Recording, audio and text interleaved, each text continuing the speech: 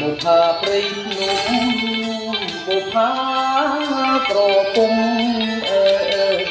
លិនក្រអូបសាយសម្រធីតាបុផាព្រៃភ្នំបុផាក្រពុំ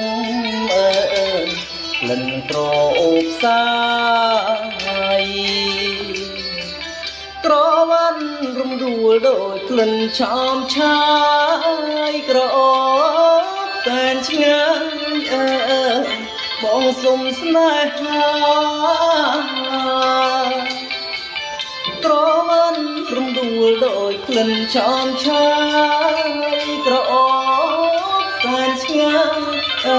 យបងសុំស្នេហា